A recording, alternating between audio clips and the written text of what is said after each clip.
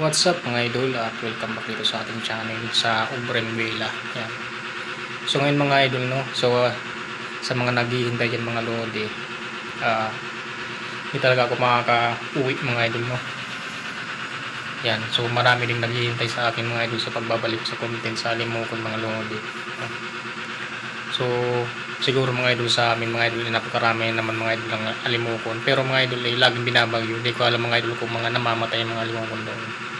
So ngayon mga idol, nagpapakita-kita ako dito sa YouTube channel ko kasi malay mo ma-monetize ulit kasi magre-reapply ako mga idol sa June 18. So sana mga idol ulit to ma-recover natin mga idol mula sa sa pagka-monetize niya no. Yun. Sana mga lodi no, kung ma-monetize man ito ulit, yun, sure makakauwi ako mga idol no. Yan, mauwi talaga ako mga idol kung ma-monetize man talaga ito mga lodi ang channel natin kasi nga na-demonetize mga idol kasi kung ano-anong pinaglalagay ko. Ayan. So suggest ko lang sa inyo mga idol kung may may YouTube channel kayo na monetize mga lodi, huwag kayong maglalagay ng sari-sari mga idol na nauso ngayon na AI kasi ginawa ko na yun mga idol no. Yun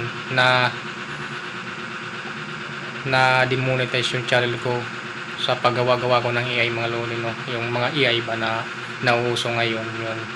So ang nakalagay doon na kaso sa akin sa kung bakit na demonetize parang yung kung sa Tagalog mga idol hindi makatotohanan yung content, yung parang fake, parang ganun kasi AI nga yun mga lodi no. Yun ang kaso sa akin sa sa YouTube channel sa YouTube channel ko.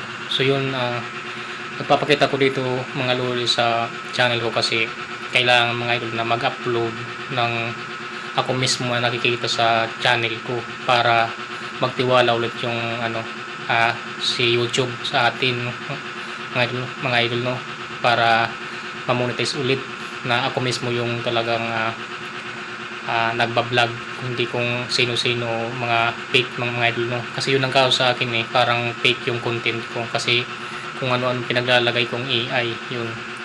So yun mga idol, hintayin nyo lang mga idol no, kung ma-monetize to uuwi ako, kung hindi dito lang ako sa Laguna kasi ano naman ang gagawin ko doon mga idol, wala mang pagkakitaan doon mga idol yung abaka doon mga idol sa amin durug-durugan ng bagyo mga idol, hindi pa makarecover kasi ang abaka mga idol napakatagal mga idol ma-recover kapag sinalanta ng bagyo kasi nga nabubulok yung mga natumba bago pa man magsulo yung mga suwa mga idol, mabubulok muna mga idol yung mga natumba yan, kaya sobrang tagal. So mga idol, maraming salamat sa panonood nyo. So nagpakita lang ako dito. So yun.